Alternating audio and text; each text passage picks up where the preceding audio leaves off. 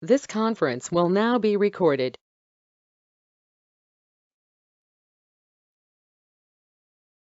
Hello, good morning, everyone. So let's get started.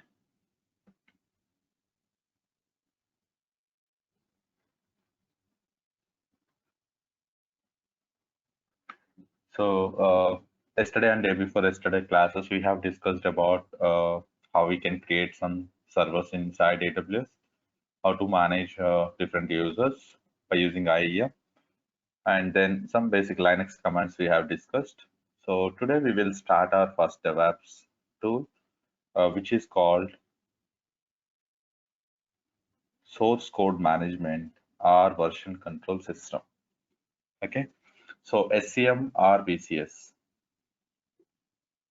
which is nothing but source code management, or we can call that as version control system.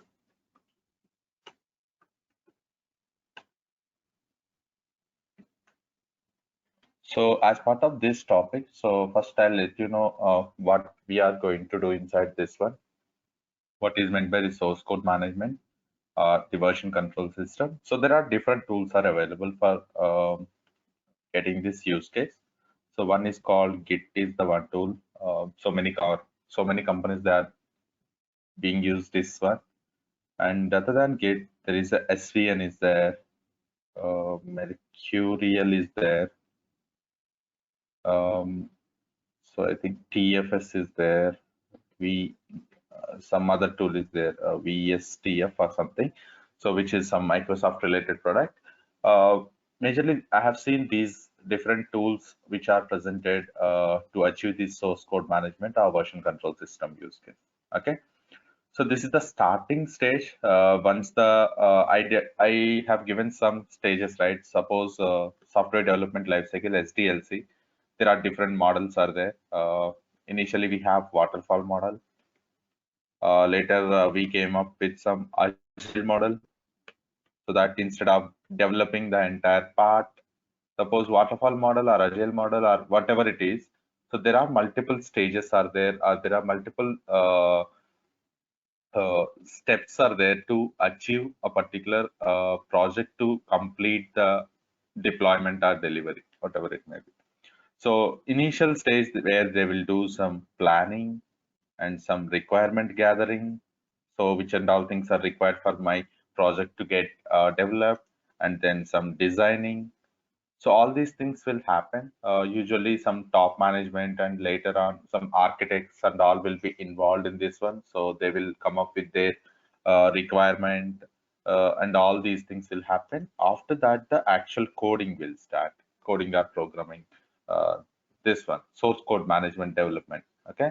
So that is nothing but the coding will start, and then building once the code is developed, and then building it, and then deploying it. There will be testing also will be involved in between, testing it, deploying it, and finally once it is working fine, so that we are delivering that product to the end user or the client. So these are the different steps or stages which are involved in developing any particular project. So in order to achieve these series of steps or stages, so initially companies they have used this waterfall model. So one by one step they will have spent some time, and once that is completed, they'll be going to the second stage and all. It will be a very time-consuming process in waterfall model. Then they came up with the agile model. So agile model they will be divided the entire project or the entire project into multiple sprints. Multiple sprints. So most of the companies currently they are following this agile methodology, and along with that DevOps methodology. So agile methodology, they will be divided the project into sprints kind of thing. A sprint is nothing but either a 2 week window or 15 days or some 10 days. Companies will use different patterns. But currently in my organization, we are using a sprint is nothing but a 2 week of time. Okay. So within the 2 week, we will get some 10 working days. So that 10 into 8. So 8 working hours they will calculate 8 into 10. So total in a sprint, 80 hours will be calculated. So that based on that, they will assign some task, how many tasks that you can able to do in that 80 hours. So like that, each task, how much hours it may take. So that they will estimate some time and they will assign 80 hours of task to you. Something like that, each and every organization, they will follow some sprint model. So they will try to deliver or they'll try to complete a part of the project instead of completing the entire planning. Maybe a piece of code or the piece of block they will take and they will try to plan that. They will try to gather the requirements for that, and they'll try to design the diagram how it will look like and all the flow. So then the developers will start coding on that particular piece, and then once it is developed, it will go to the deployment stage. Sorry, it will go to the building stage or testing stage, and then it will get deployed. If there are any issues found by the testing team, so where they will get back to the development team once again, the coding team or the development team. So they will try to fix those issues which are raised by the testing team, and then it is delivered back and it is given back to the testing team. So this is how the process will happen. But here, instead of doing that entire project, they'll be doing some piece of code. So in DevOps methodology, instead of doing all these things manually, let's say once I have developed my code, I don't want to go and start my build manually. I don't want to go and do some tests and all those things manually. I don't want to deploy my application manually. All those things we can able to automate in this DevOps model. So in order to automate those things, so there are different DevOps tools are there, which we are learning currently. Okay. So as part of the process of the DevOps pipeline or series, so this is the first stage where we are learning, which is called coding. Inside the coding, actually the name we can call them as source code management or version control system, because maybe you can consider there will be one sprint is started. For example, we are working in Agile plus DevOps methodology. So in Agile methodology, they'll divide the entire sprint into multiple parts. Let's say sprint one is started. So a particular piece of code is given to the development team. Hey, you have to develop this particular thing. So let's say developer one started working on some part within that piece. Developer two started working something. Developer three, like that, three different developers are contributing the code to the piece of block which they are trying to develop in that particular sprint. Let's say. So in the end of the day, let's say developer one written some code, developer two written some code, developer three have written some code in their local machine. So finally, if they mix all this code or if they add all this code to single place, add code to a single location or single place, then only we can able to see the actual product or actual use case. Okay. So where they can able to mix this entire code and all. So for that process, there is a source code repositories are there. Source code repositories. Repositories. Yeah, there is a concept called source code repositories, which can manage the source code, where you are managing your source code. For that process, there is a tools called GitHub, Bitbucket, and then GitLab. And AWS is also providing one service to achieve this, and that is called AWS Code Commit. So like the different tools are available in the market. So just I am focusing on the companies which are using more. So here, this Git is different and GitHub is different. Don't get confused. So in interviews, they may ask this question for sure.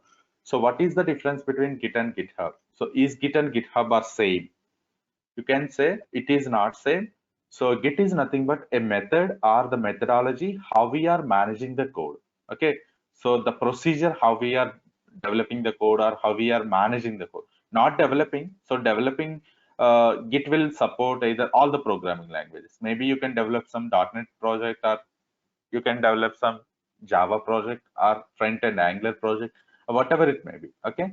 So just the procedure how we are developing that, and then how we are pushing that code from our local to the central repository. Some common location I told you, right? Here we will finally add all the developers code to a single location. That is nothing but the source code repository, the place where we are managing our source code. So the entire project, let's say we are, I'll be giving a project name something like this. Let's take an example of Paytm application. Let's say Paytm application is developed. For example, Paytm is the one client which they have approached any service provider. Let's say Wipro or Infosys or any TCS, any service provider they will approach majorly. If they don't have the sufficient manpower to develop that particular project, they'll approach any service provider like these Infosys, Wipro, or some major MNCs which they are providing the service to other clients. So let's say there is a development team who has 3 members, developer 1, developer 2, and developer 3 will start some code. So Paytm currently, let's say they are started working on movie tickets block. Let's say inside Paytm, they are started working on movie tickets block in the current sprint. Inside the movie tickets, let's say developer 1 is trying to write some code to develop some API which can, let's say, list all the theaters. Okay, so it can list all the theaters which are available in the location, which are available in the user location or in the current location which he has selected. So that it needs to display depending on the search bar what he has searched for a particular movie or what he has clicked on a movie, under the location it will just try to list all the theaters. Let's say he want to develop that particular backend API. Let's say there is a front end person who will display that. Let's say once you selected a particular theater, let's say developer 2 select a particular theater. So the first developer will be displaying all the theaters. So the second developer, maybe he will be selecting, once we select a particular theater, how the UI or how it should display the backend API. Suppose if he selected a particular theater, means it needs to get the details of that particular theater. How many seats are there? How many tickets got booked? How many tickets are still available? What is the pricing? So all those details he has to fetch from the database and needs to show via UI. Okay, so maybe developer 3, he will work on some payment related things, where he will develop some payment related. Suppose let's say within the theater, maybe selecting some particular seat. Let's say select a seat and make the payment. How much cost it is that seat belongs to. So that particular payment he will be taking care. So like that, different developers will be working on different code. So finally, once all this code comes to a single place where we can test it, whether it is working fine or not, whether we are able to see that particular, like once we are selecting a particular location and we are selecting a particular movie, so whether it is listing all the theaters or not, is there any issues it is showing? Suppose let's say whether we are able to select a particular theater or not, whether we are able to select a particular seat, and let's say once we don't want that particular seat and we are selecting on some other seat, whether it is releasing the older seat or not. Suppose let's say I want to book 2 movie tickets. Uh, Initially I selected 2 tickets which is on the top row, let's say A row. So but I don't want that A row, maybe I want to select B row, means automatically if I selected on B row, the first row, the first tickets which I have selected should be released, right? So what will happen there? So because we have mentioned that I'm going to select only 2 tickets, so that it will verify how many tickets you have selected. You already selected 2 seats in the latest selection, so it will release the older selected seats and all. Suppose older selection and the newer selection completely, if it is less than the number of seats that you have selected, still it will keep the older seats also selected. Okay, so like that the color indication will be displayed to select the particular seats and all. So all this code finally needs to be placed in one single location, that you can call it as source code repository. Source code repository is nothing but where the developers are managing their source code, or where we are managing the source code, that is nothing but the source code repository. So source code management tool is nothing but how we are managing our code, how we are developing our code in our local, and how we are pushing that code to the this source code repository, central repository, that we can call it as a Git or GitHub or whatever it may be, the source code management tool or version control system. So currently in our course, we are going to cover in this the Git concept we will be covering. Okay. And in this, we are going to cover Git, GitHub, and GitLab. AWS code commit, I am just covering in the AWS course. I'm not covering that here. So I'll try to cover major things on GitHub. Just I'll explain how the GitHub, Bitbucket, and GitLab will look like. Okay. So there are some commands we have to know to work with Git or GitHub. So we need to know some commands and all that we will discuss now. So suppose if I want to work with Git, so we need to develop some code, or let's say we need to create some sample files in our local machine or laptop. Let's say I'm a developer and I want to set up my laptop, or initially, if there is already the project is there, let's say a developer joined newly in a company, so there is already the project is running. Okay, this is not a new project, it is already there, means they have already some source code ready, right? There is some code which is related to that particular project which is already there, maybe in GitHub repository, so that how he can download that code to his local laptop, and how he can start contributing some code, and then how he will push that code to the again to that central repository. Those things we will discuss now. So before going to that one, first I will install this Git in my Windows laptop. Along with that, I'll install this Git in my Linux laptop also, Linux server also. In both operating systems, I'll explain. Okay. So first in Windows, how to download that Git. So if you want to verify first whether Git is installed or not in your laptop, so you can open command prompt, and then you can type simply Git command. So if you type Git, it will show Git is not recognized, means Git is not installed. Otherwise, you can type Git hyphen hyphen version. So means that Git is not installed on your laptop. So how to install Git now? So you can go to the browser and type Git download for Windows.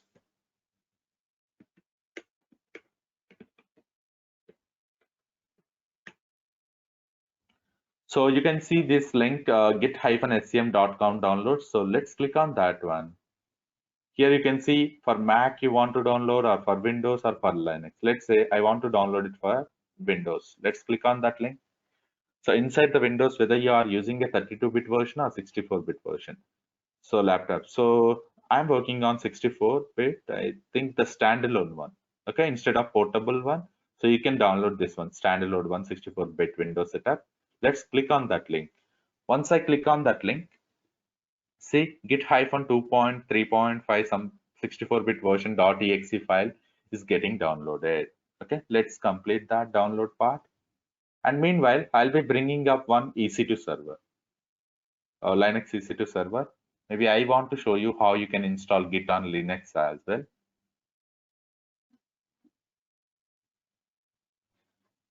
Maybe in your company, you may get some Windows laptop, or some companies they may give Mac operating system, or some companies they may want to use this Git related stuff on the Linux operating system as well. So that's why I will just explain on Windows how you can do that part. Similarly, on Linux server also we will discuss. So for that process, let's select any Ubuntu operating system. And let's click on review and launch. Don't select rest of the details. Anyway, it will automatically select. Let's click on review and launch, and select some key pair which you have the respective private key in your laptop to download, to log in.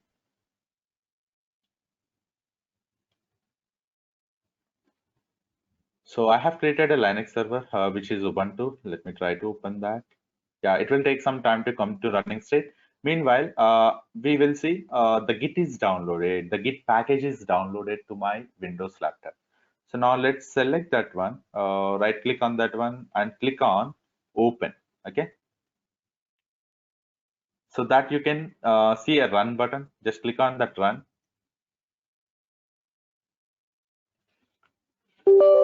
So it will ask the confirmation yes or no. Just I'll be selecting on yes. And then they will give some terms and conditions of that particular software. Just click on next. There is no, I think, checkbox to accept. Let's click on next. Yeah, inside your laptop, so it will create a folder. See, currently it is creating under C directory program files /git. This folder is creating in this particular path. If you are okay with that, just click on next. If you want to change this path to some other, just you can browse and select some particular path, whichever you want. Let's say, just click on browse. Suppose I don't want to be in C directory program files. Maybe you want to move to some other, that you can do. Okay, it's up to you which path you want to download that, but majorly it is better you can keep that Git in the program files inside C directory program files only. That's why I'll be keeping that as it is. Just click on next, and here you can see there is a checkbox which is called Git bash here. So let's check that box so that it will download additional software which is called, along with this Git, there is a Git bash editor is there. Suppose how our command prompt is working, right?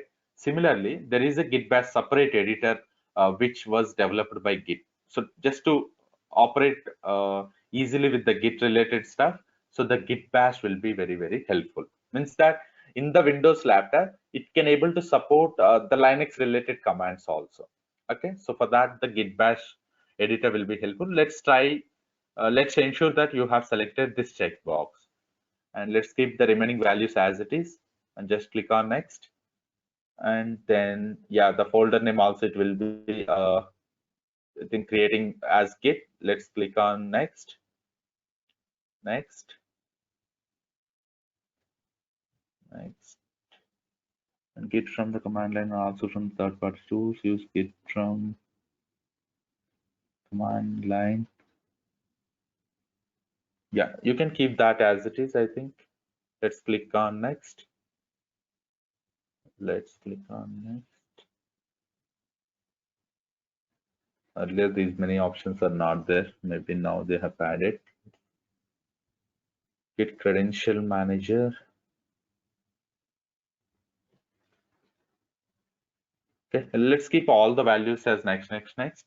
And then finally, you can see an install button. Let's click on that one. It will try to install the Git in my laptop. You can see under C directory program files, Git folder will get created. If you want, let's go to File Explorer, and you can see under this PC, C directory, program files, and where you can see a Git folder is created. If you open that, inside that it is trying to copy all these files from that .exe file to here. Okay, so let it get completed.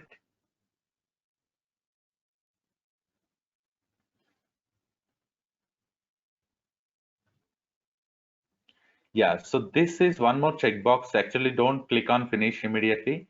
So once you are able to see this page completing the Git setup visual, so click finish to exit the setup.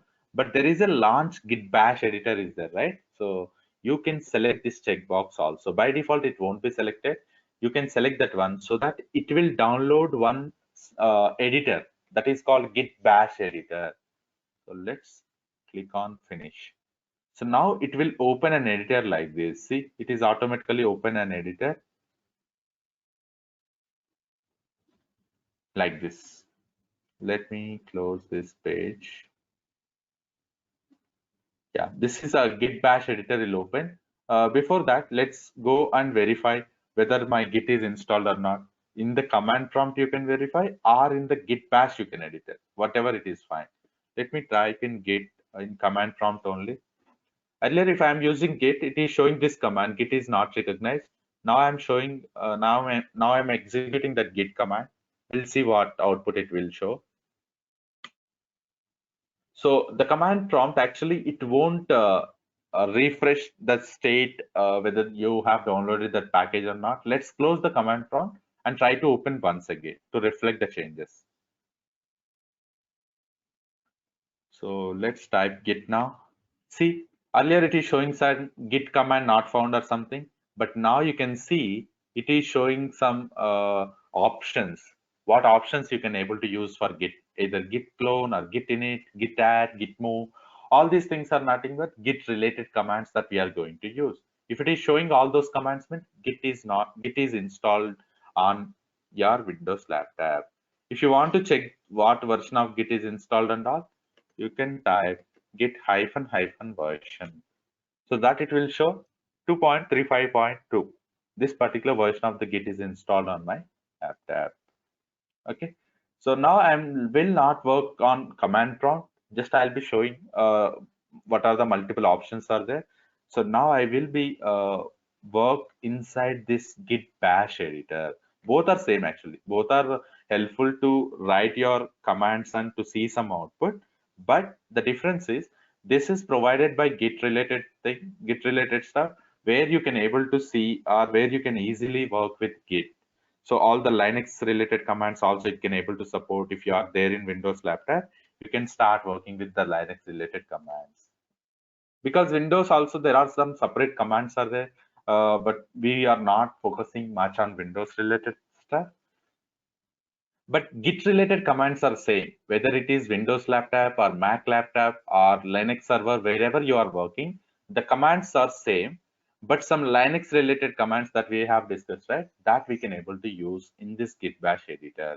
Suppose pwd command is there. So we have used in Linux server to know the present working directory. See, currently I'm there at C directory users and sripath. But if you open your command prompt, and if you execute that pwd command, what will happen? See, pwd is not recognized as a command. Ls command, it won't work. ls-la command, it won't work any of these Linux commands. So if you want to display the files which are presented in the current path, instead of ls in Windows, you have to use dir command, where it will display the folder structure and all files which are presented in that particular path.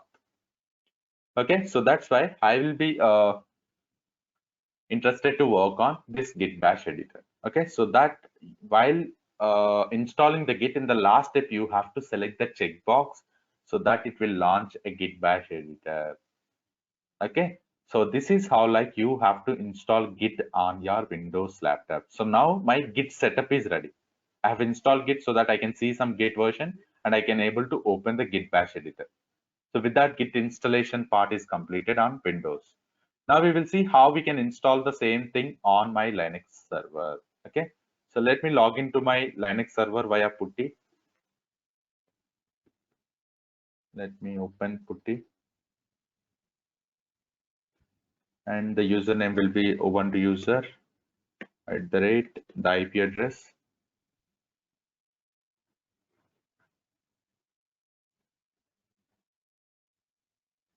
Don't get confused. Usually in the organizations, you can work either with Windows laptop or Linux or Mac, only one. Just I'll be trying to cover the multiple ways, whichever it is possible. So now you can see I have been logged into my Ubuntu server, which I have created. So if you type git command here, see already git is installed. It is showing some git related commands. So if you see git hyphen hyphen version, so most of the latest operating systems, so they are installing automatically the git. Suppose if it is not installed, how you can install that one? So I think if you want to get that command, git install on Ubuntu. Install git on Ubuntu. Let me open any one of the document where they'll give some command. I think apt command in Ubuntu operating system, right? Apt install git will work, I think. Let me check. So whenever you are saying git hyphen hyphen version, let's say if it is not working, so you have to install git, right? So for that purpose, this command you can use it in Linux, apt install git. So if it is throwing any permission related error, you can use sudo also, sudo apt install git. So finally, you can see some version. whichever you want. So this is how like you can able to install Git. So before executing that command, you can use this also, sudo apt update. First it will update the packages which and all required inside operating system. Then it will install my Git. Okay. So now Git is already installed on my laptop. So I'll continue from here. So the next step is once the setup is ready, once Git is installed, let's say I have joined as a developer in a company. So they have given a Windows laptop. Let's say I have downloaded Git and I have set my Git bash editor like this. So now I need to set my name and the mail ID. Okay. So first I have to create a folder, or if the already the project is there from long back, maybe I want to download that project code to my laptop. That is a different process. Or if the project is new and where you want to start creating from the scratch, then that is a different process. We will try to cover both the scenarios. So let's say uh, meanwhile, I'll try to discuss about the GitHub also. Okay, so then only we will get some idea. So GitHub is there. So currently we are discussing how to install Git on my Windows laptop and Linux laptop that we have done. So now we need to know some Git related commands actually, how to push the code to a GitHub repository. So how to pull the code. Pull the code is nothing but getting the code from GitHub repository. So all those things, if you want to do, means you need to know about this GitHub setup. So GitHub is an open source one. You can able to create a GitHub account. Okay, so I have already an account. So github.com. If you type github.com, you can able to see this portal where you can sign up. First time, if you don't have an account, you can use this sign up button. And once you sign up, it will ask your mail ID. And once you provide your mail ID, I think it will ask your name and some password kind of thing. Let me try to provide. I already have a GitHub account. I'll be using some different mail ID so that I'll show you what and all options it is displaying. So once I provide my mail ID, let me click on continue.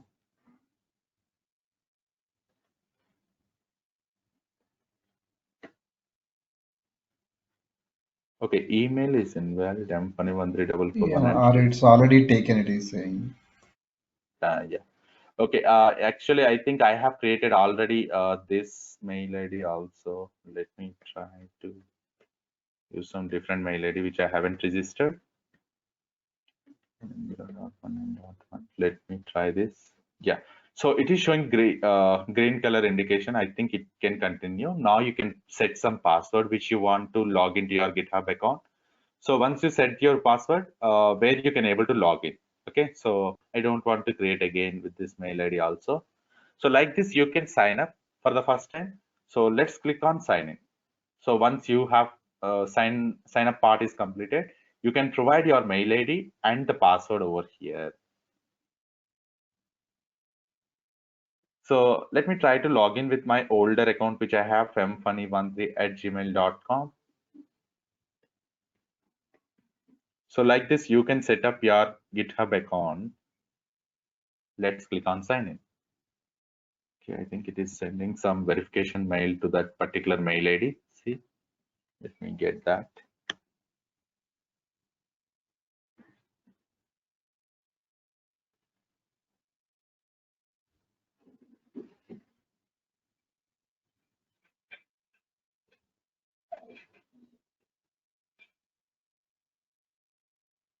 So my code is 029194. So once it is verified, once I type that code correct, so that it will allow us to log in. Okay. So where you can see on the left side, there are concept of called repositories. Repository is nothing but the what we can say. It is kind of a folder structure how it is managing inside GitHub. Suppose in S3 we have created a bucket, right? Suppose let's say if I want to upload some file and all, directly I can't able to upload the file to S3. So first I have to create a bucket. Similarly, if you want to push some code to the GitHub, so first you have to create a repository. Okay. So initially you can create a new repository if you don't have anything. So I already couple of repositories created for last batches. You can see batch 8, batch 8A, 8D, 9A, 9D, 10A, something like that. Multiple repositories I have been created. So I'll try to create a new repository now. I'll show you how you can create a new repository. Okay, this is the home button of the GitHub where you can see the list of repositories which are existed. Once you click on the home button, if you are not sure where you are exactly, you can click on this home button where it will show this repositories list on the left side. Okay, so I'm just trying to create a new repository. Let's click on new. So here, this will be my username of the GitHub account. I can use this username or I can use this mfunny13@gmail.com. That is my mail ID. So while login, you can able to provide username or the mail ID also. Both will be considered.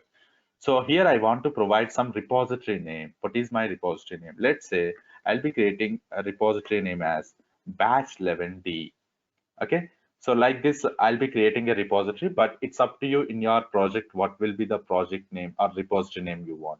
Maybe with your application name they'll create a repository, so that will be taken decision for manager or team lead, what is their suggestion to create a repository, or developers also they'll create. Okay, there are two things here, whether you can create a public repository or private repository. So currently we are creating a public repository only in GitHub. So public repository means it doesn't require that other developers to look into your code. So if they know the repository name of yours, so that they can able to access your repository code, whatever the code that you have maintained inside your repository, they can able to see that directly. It doesn't require that any credentials of your GitHub account. It doesn't require that you have to create a user inside your GitHub account for them to access your code. So directly they can able to access. That is called public repository. Anyone on the internet can see this repository, and you choose who can commit. So anyone can see the code, but they can't able to modify your code. But you can control that one. You can choose who can commit and all. So, but private is nothing but you choose who can see and who can commit to your repository. Commit is nothing but they are trying to modify some content or they are trying to add some content to our repository.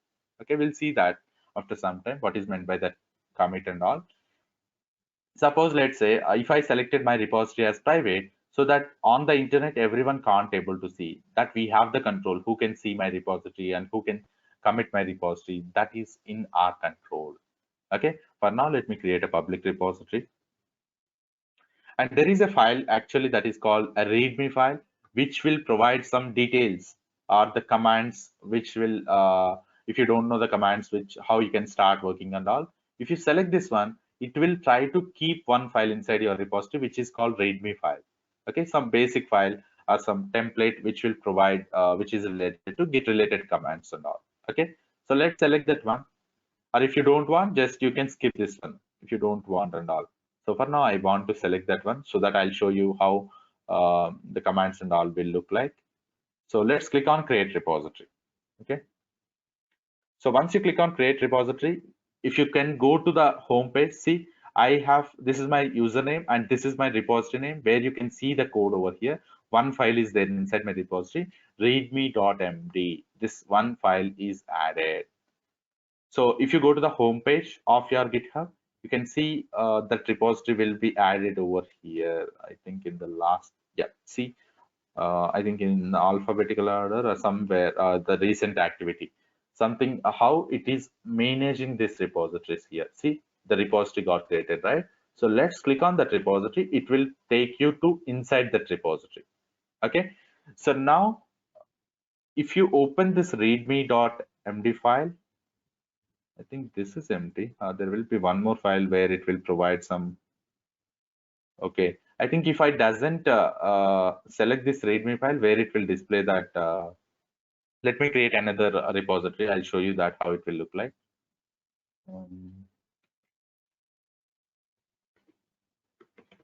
Test repository, whether it will allow. Yeah, there is no test repository which is created inside my GitHub account. If it is already created, it won't allow. Okay, so I don't want to select this README file this time.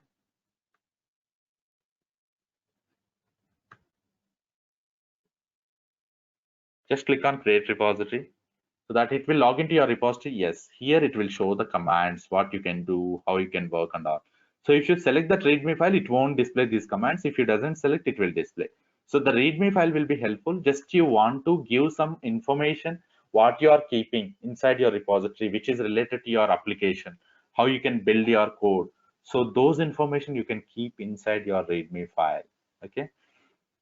For now, if you want to work with this code, let's say these are some commands that will be helpful for you. Okay. So suppose create a new repository on the command line. Here you can execute one by one command in your laptop, either Windows or Linux, wherever you are working. So like that, you can execute one by one command. So I'll explain that part later. Okay, I don't want to get confused. I'll go in an order. So currently I have created a repository and I can able to see that repository type as public over here. You can see that. So that if I share this URL with you, so that you also can able to access this repository. So there is nothing code currently inside this, but if there is some code, okay, let's say earlier repository, there is a README file is there at least, so that you can able to access that file. There is nothing content inside that one, but if I start writing some code and all, you can able to see that. Let me paste this URL in the chat window.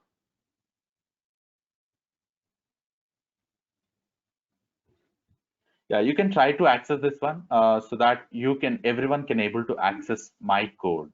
Okay, this part you can able to see it. Okay, so if I started writing some code or some files to this repository, you can able to see those files. Whenever you refresh your screen, you can able to see my code which I have been writing. Okay, so now we will log into my Windows Git Bash, and here I want to write some code and push that code to this one. Let's say a developer one joined an organization where he want to write some code. This is the application repository which they have created. Inside this repository, he has to develop some code. How he will develop that part. So in order to start developing some code, first he can clone this repository. There is a clone option is there. Before cloning directly, I want to see git config hyphen list. There is a command which is called git config hyphen list command. Let me execute that.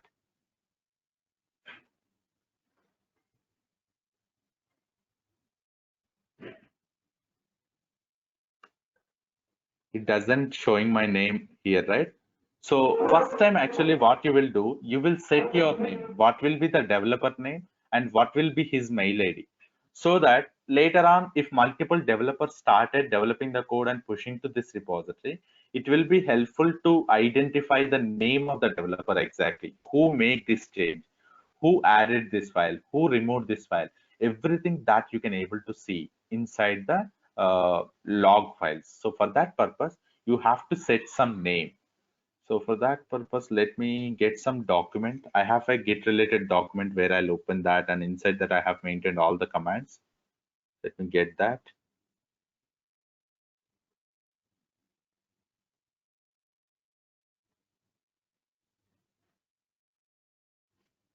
I'll upload that document also to the Google Drive. Once the Git part is completed, I'll upload that.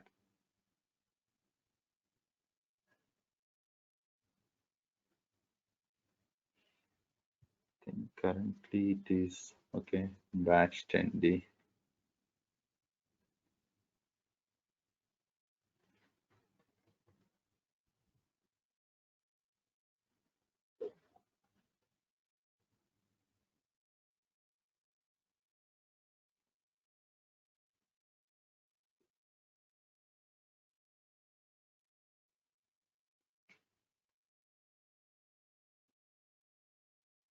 I'll be sharing my document to WhatsApp.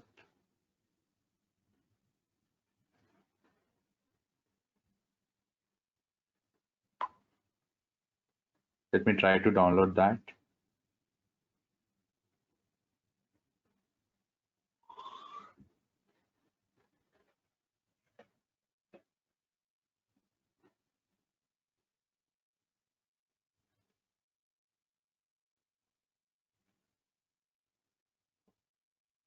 Yeah, it is downloaded.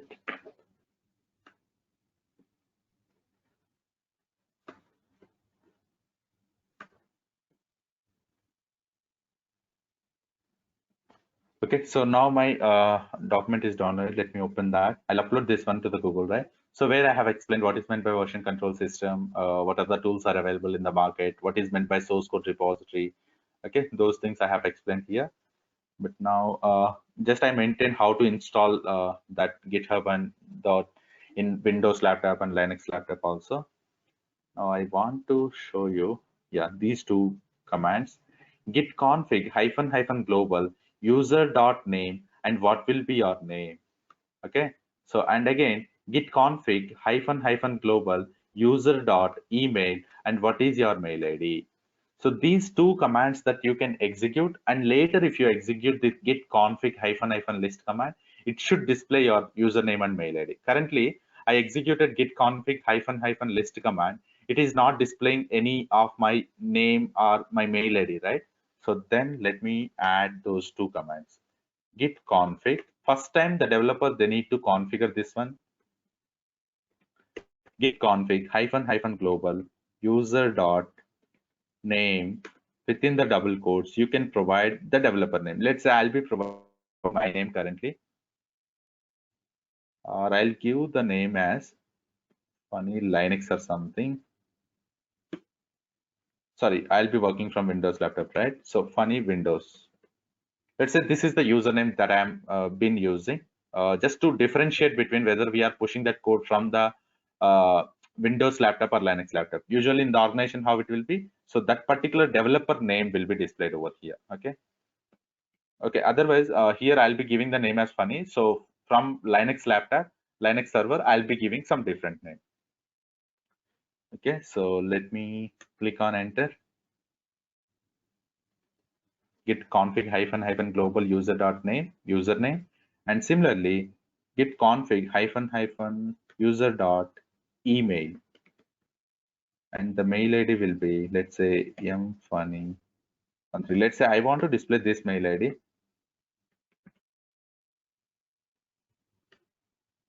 Yeah, once you configure those two values, so you can use that previous command git config -- list. You can see there are two values are added to this one. Earlier, I have configured these details. Actually, last week I have changed my hard disk so that everything I lost from my laptop. So that's why I have configured everything from the scratch. The Git installation and everything I can show you from the scratch. Okay. So now your username and the mail ID is displaying inside the this one. So the setup part is completed now. So now you can start cloning the repository to your local. Okay, if there is already a repository is there, so that you can able to start cloning to your local. But it's up to you which path you want to manage your source code. Let's say currently I'm there at C directory users folder. Inside that Sri folder, it is created and it is I'm there at that particular path. Suppose inside that maybe you want to create a path. Let's say mkdir. I want to create a path called test.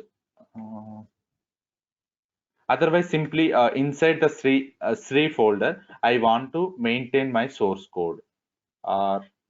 Usually, it is better in the organization, they will maintain some name as code base or something, so that multiple repositories, multiple code bases, they can download to that particular location. Let me give some name as code base. I'm creating a folder and I'll be going inside that folder. Code base. This is my folder I created and I went inside the folder. Now you can see currently I'm there at this particular path. So here I can use this command git clone followed by, there will be one command you can get it from this link. So here there is a code button is there. Inside that the HTTPS link is there. You can click on this button to copy that link.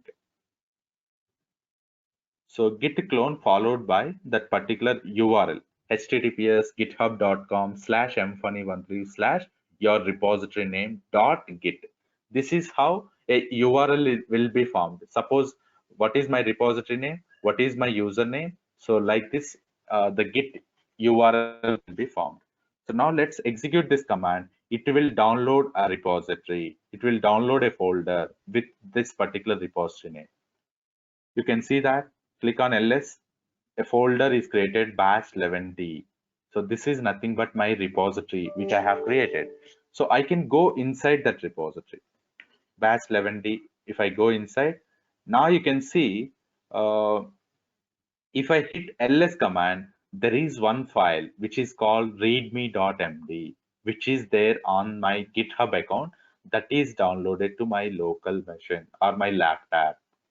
If you want to see that whether it is downloaded or not, you can go to C directory, users folder. Inside that Sri folder, I have created a folder called Codebase. See, inside Codebase, this is my repository where I am been maintaining my application code. If I open that, inside that you can see readme.md file. Thank you. Please like, share, and subscribe.